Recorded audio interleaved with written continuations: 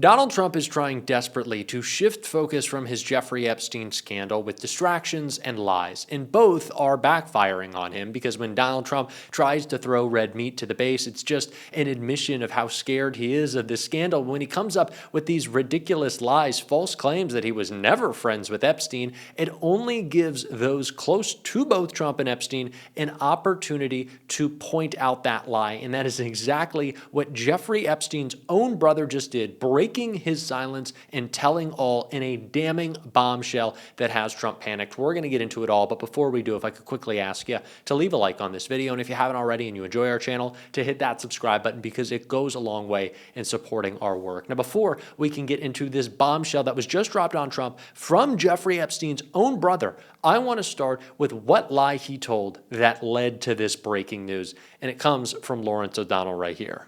The New York Times published a massive article under the headline, "Inside the Long Friendship Between Trump and Epstein." That's how absurd the Donald Trump lawsuit is against the Wall Street Journal. Donald Trump is not suing the New York Times for saying he had a long friendship with Jeffrey Epstein. And the Trump lawsuit against the Wall Street Journal says it's defamatory to say that he was friends with Jeffrey Epstein. That New York Times headline proves to you how absurd the Trump lawsuit against the Wall Street Journal is, and the Trump lawsuit will go nowhere because Donald Trump will not dare to pursue that lawsuit. Donald Trump will not force himself to go under oath testifying about his friendship with Jeffrey Epstein, because that's what the Donald Trump lawsuit would force Donald Trump to do. Rupert Murdoch, who Donald Trump is suing, can force Donald Trump to give a videotaped deposition under oath with unlimited questioning about Donald Trump and Jeffrey Epstein, and that's never going to happen. Donald Trump only creates more problems for himself when he tells these outlandish lies in defense of his relationship with Epstein, a relationship he says doesn't even exist, saying that it's defamatory to say so. But then Donald Trump and Jeffrey Epstein, I guess, have defamed each other because they both admitted that they were great friends who loved young girls. Mind you, they both said that of each other. So this notion that Donald Trump can claim it illegal to speak of a friendship that was very clear is just spurring on more investigation into that friendship to prove Trump's lie. And we saw some of that in the series of breaking news stories coming out of CNN tonight, one being Jeffrey Epstein's brother, but the first, these new photos. CNN exclusive tonight out front. K-File has unearthed photos of Jeffrey Epstein that we've never seen, and they shed new light on his relationship with President Trump.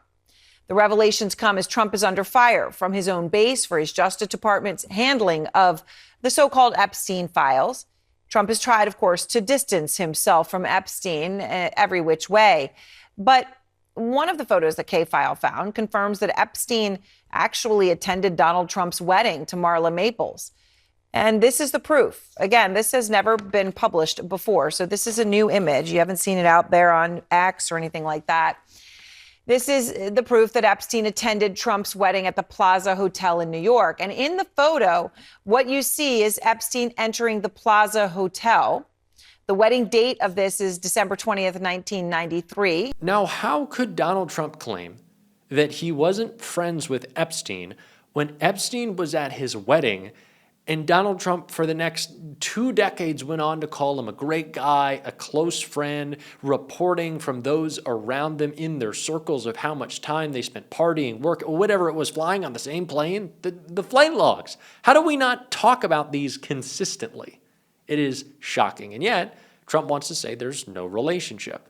Well, that's only led to a greater investigation of their relationship and this bombshell from Jeffrey Epstein's own brother. And Mark, from what you know, from what you saw, how close was your brother to Donald Trump? They were very close. They were good friends. Jeffrey used to sometimes tell me things that Donald said that were funny. I know Donald was in Jeff's office a lot back in the 90s. It's documented that Donald flew on Jeff's plane a number of times. I don't know if they ever checked, but I know Jeff flew on Donald's plane. also. I don't know if they've ever looked at his flight logs.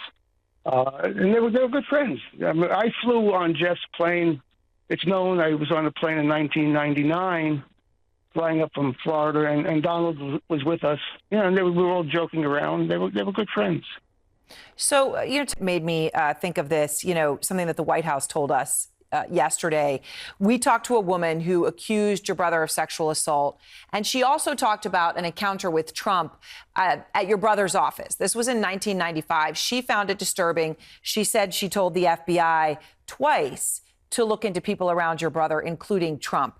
But she talked about this incident that she said happened in his office. And the White House, their response to us, Mark, they were categorical. They said, quote, the president was never in Epstein's office. Is that true? That's just another blatant lie, because he was there. The people that worked for Jeffrey in his office, you can find them. They can testify that they saw Trump in Jeffrey's office on numerous occasions. So for him to say he wasn't there, all I can say is that's just another lie. It is a lie after another lie after another lie. Donald Trump and Epstein weren't friends. An absolute lie. Donald Trump was never in his office. A clear lie. They never even hung out. What are we saying at this point? Jeffrey Epstein's own brother can attest to the fact that his brother was best friends with Donald Trump. There is photo evidence. There is video recording. There are flight logs. And again, every time Donald Trump tries to dispute this claim, it only backfires in his face.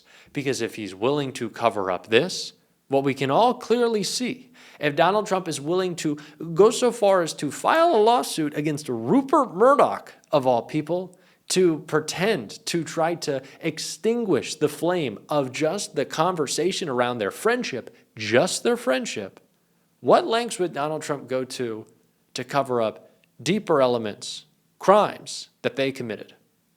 If Donald Trump will sue one of his best buddies, one of the guys most singularly responsible for making him president, for just saying him and Epstein were friends, what would he do to someone who would say more? What would he do to Jeffrey Epstein? That's the question that we have to ask. This is not a conspiracy. This is a real person who was a criminal, who abused young girls, ruined and ended lives. And he was best friends with Donald Trump the whole time. And then he got a sweetheart deal from someone who then went to serve on Donald Trump's administration as a member of his cabinet. And what happened when Donald Trump was president the first time? Jeffrey Epstein died in prison. And no one wants to talk about that in MAGA media. No one wants to talk about that.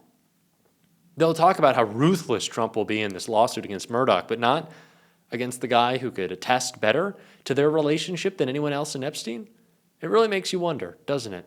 But what it doesn't make you wonder about is Barack Obama, which is somehow what Trump wants us to be talking about. But no, we're not going to be doing that, and we're going to be pointing out the absurdity, as Nicole Wallace did right here.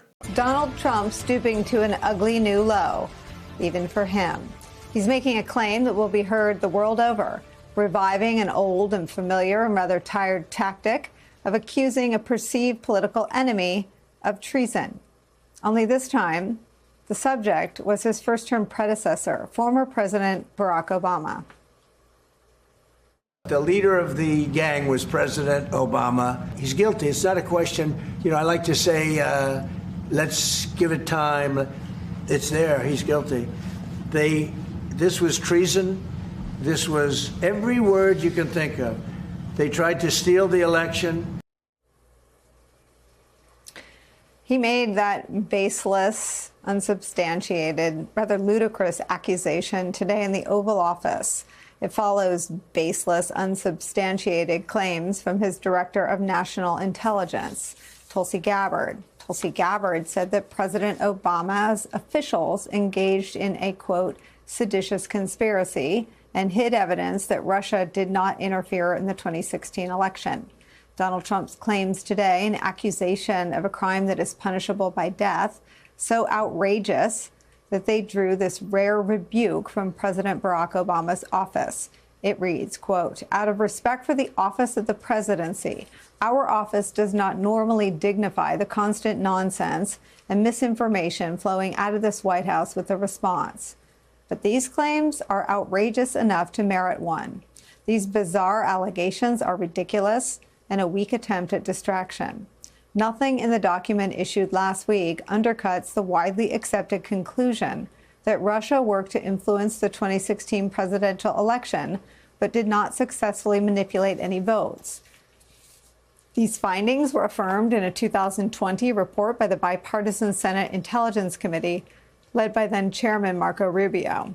The very same Marco Rubio, little Marco to Donald, who currently serves as Trump's Secretary of State and National Security Advisor.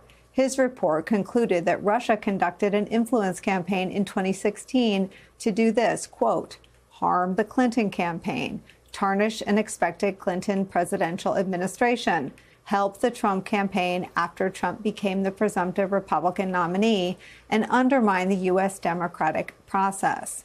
That conclusion was further bolstered earlier this month when Donald Trump's current CIA director, a man named John Ratcliffe, released a review that, as NBC News points out, quote, did not refute the findings of the intelligence assessment that Russia sought to interfere in the election. Now, as for these wild and erratic and unfounded attempts by Tulsi Gabbard and Donald Trump to rewrite their own version of history and provide a distraction from the Jeffrey Epstein debacle that has completely engulfed Donald Trump and his White House. They're claiming that the Obama administration concealed evidence that Russia did not try to manipulate votes. But that's Orwellian doublespeak. It's not what Obama's officials ever claimed in the first instance. It was always about an influence campaign. I don't want to empathize, and I'm not. I'm going to do this from a distance. We'll see. We'll engage in this together. But imagine you're a MAGA voter. I know, difficult. If you're watching the show, I'd like to believe you're a smart person. I think you are. But imagine you're a MAGA voter who Donald Trump has told for a decade now that we're draining the swamp, we're getting rid of the deep state, we're locking up the elites, we're throwing away the key. And the guy that you were most singularly focused on and all these conspiracies, all these discussions that the president had spoken at length about in Jeffrey Epstein, that he was going after them. There were files, we're going to release him. He just moves on. And then he says, well, we're actually going to get Obama. It's like, what? What do you mean? Yeah, the Epstein guy that we said we had everything on and we're going to release it all. We've moved on from that. But you can trust us on the Obama stuff. Even they at this point, kind of have to think it's a joke, right? I don't know. I hope so. If they don't, then they're the idiots we believe them to be. And we're going to continue to call it out on this show every single day. And if you want to support that, as always, you can hit that subscribe button, leave a like on this video, and if you stuck around to the end, drop a blue heart in the comments. And until next time, I'll see you soon.